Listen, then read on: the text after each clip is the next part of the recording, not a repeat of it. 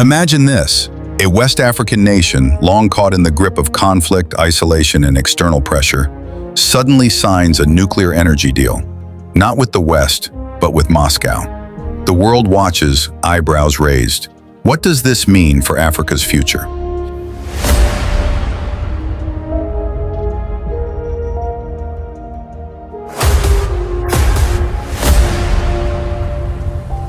This is the journey to one Africa.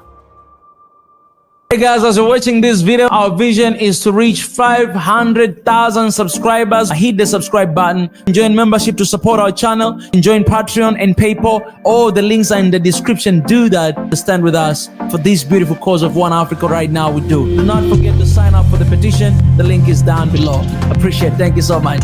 In June 2025, Mali's transitional leader, Colonel Assimi Goïta, arrived in Moscow on a 5-day official visit. But this wasn't just another diplomatic handshake. It was a strategic move that resulted in a landmark agreement with Russian President Vladimir Putin, a deal on the peaceful use of nuclear energy. For a country battling jihadist insurgents, under sanctions, and isolated by Western powers, this deal signals more than economic ambition. It's a geopolitical statement. And it comes at a time when Russia's grip in Africa is tightening, just as France and other Western nations withdraw. Could this be the beginning of a new age of influence, energy politics, and military entrenchment in Africa? Or is Mali simply seeking survival in a fractured world order? What happens when a West African country at war turns away from the West and toward Moscow? And why is nuclear energy now part of the conversation? On a chilly June morning in Moscow, a motorcade sliced through the city, headed toward the Kremlin. Inside was Mali's transitional president, Colonel Assimi Goïta, once a quiet officer, now a symbol of defiance in West Africa. This was no ordinary state visit. It was a moment that symbolized a dramatic geopolitical shift. Mali, a nation besieged by jihadist violence and cut off by former Western allies, is turning to Russia, not just for arms and soldiers, but for something even more ambitious: nuclear power. On June 21, 2025, during his official 5-day visit to Russia, Goïta met with President Vladimir Putin. The two leaders emerged from their private discussions with several new agreements in hand. The most striking? A cooperation deal for the peaceful use of nuclear energy. This wasn't just about electricity. It was a signal to the world that Mali, under Goïta's leadership, is looking to rewrite its destiny. One where its future is powered not by foreign debt and dependency, but by strategic autonomy. "We have good cooperation with the Russian Federation," Goïta said calmly, speaking to journalists outside the ornate Kremlin chamber. All of this demonstrates the effectiveness and trust between our countries. But what does nuclear energy mean for a country like Mali, where electricity shortages and insecurity coexist? And what's Russia really after? To understand this alliance, we need to go back. After a series of coups in 2020 and 2021, Mali began cutting ties with traditional Western partners, France, the United States, the European Union, citing disrespect for its sovereignty. In their place came Russia's Wagner Group, a paramilitary force known as much for brutality as for battlefield gains. Wagner's time in Mali was controversial. Though credited with pushing back rebels in parts of the north, the group was also accused of widespread human rights violations. Then, in 2023, a mutiny and the suspicious death of Wagner's leader, Yevgeny Prigozhin, shook the foundation of Russia's mercenary strategy. Now Wagner is gone, replaced by the Kremlin's newly formed Africa Corps, a rebranded state-controlled force meant to retain and expand Russian military influence across the continent. The switch was seamless. Russia made it clear that their commitment was long-term. And now, it's not just about war, it's about energy, trade, infrastructure, and diplomacy. During the summit, the two leaders signed another key agreement: the creation of an intergovernmental Russia-Mali Commission for trade, economic, scientific, and technical cooperation. "Our trade numbers remain modest," Putin admitted, "but they are showing a positive trend." He went on to cite geological exploration, natural resource development, logistics, and humanitarian projects as key areas for future investment. Why does this matter? Because this isn't just about Mali. It's about a vacuum in the Sahel, left behind by Western disengagement, now being filled by Russia, and to a lesser extent, China. There is a void in the Sahel left by the departure of Western states, especially by the French and Americans, said Rita Liamuri, a Sahel analyst. For Russia, this is an opportunity that costs them almost nothing. As diplomats exchanged smiles in Moscow, the situation back home was grim. Just days before Goïta's trip, the Al-Qaeda-linked group JNIM killed dozens of Malian soldiers in a base attack. Militant threats persist, and armed groups continue to inflict casualties, even on the Russian operatives sent to fight them. In northern Mali last year, dozens of Wagner mercenaries were reportedly killed. And even with the Africa Corps in place, insurgent attacks haven't slowed. So the question remains, can military cooperation and nuclear ambitions coexist in a country still fighting for its internal stability? A nuclear future? For Mali, the nuclear agreement is unprecedented. The exact details haven't been disclosed, but such deals typically include training, research, and possibly the construction of small modular reactors.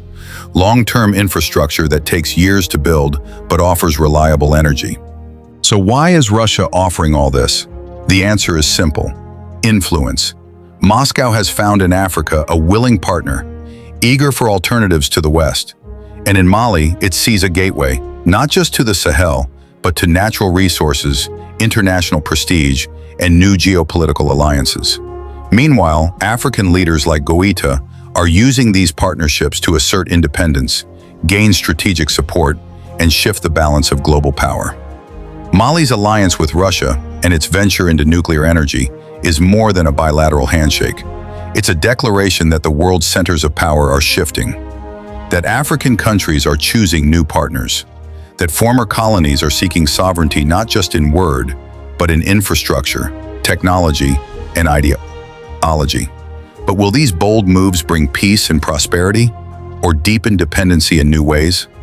Only time will tell, but one thing is certain: the Sahel is no longer just a battlefield, it's a chessboard, and the pieces are moving fast. But Mali isn't the only one making bold moves.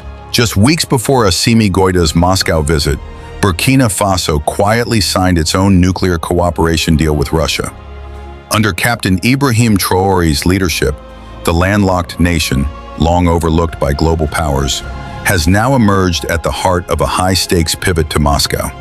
So now we must ask, why are two of West Africa's most turbulent countries investing in nuclear energy?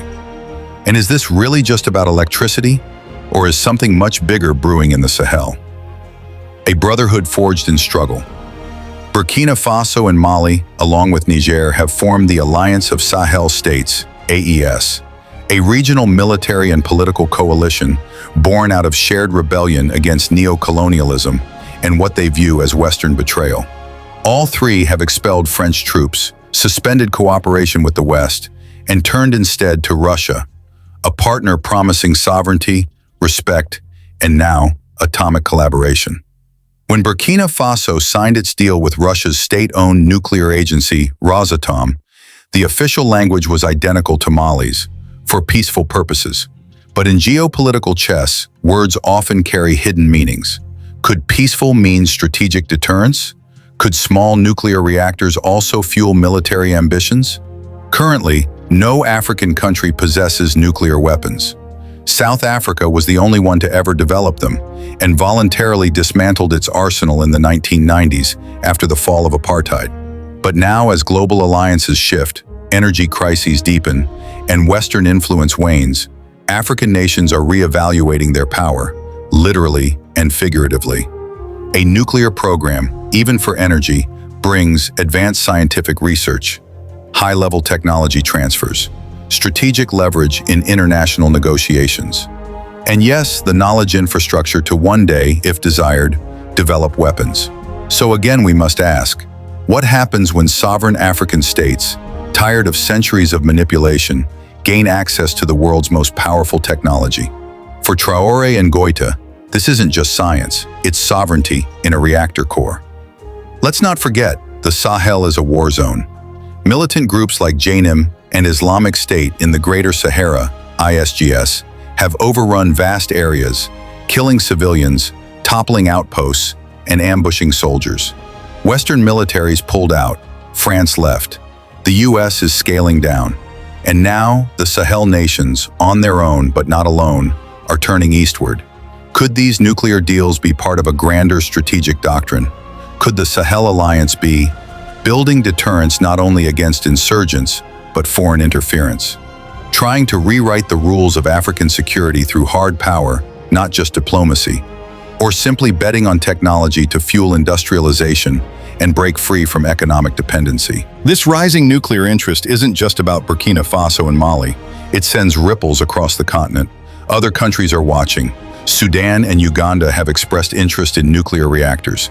Nigeria, Africa's largest economy, has plans on paper. Egypt, already advanced in energy, signed its own deal with Russia for the El Dabaa nuclear plant. The message is clear. Africa no longer wants to be a consumer of global energy. It wants to be a producer of power, in every sense of the word. So ask yourself, could this be the beginning of an African atomic era? And will it bring enlightenment or escalation? A turning point for the continent. The West often claims that Africa is not ready for nuclear energy. But the real question may be, is the world ready for an Africa that is? Russia seems to believe so, and the Sahel states are answering the call.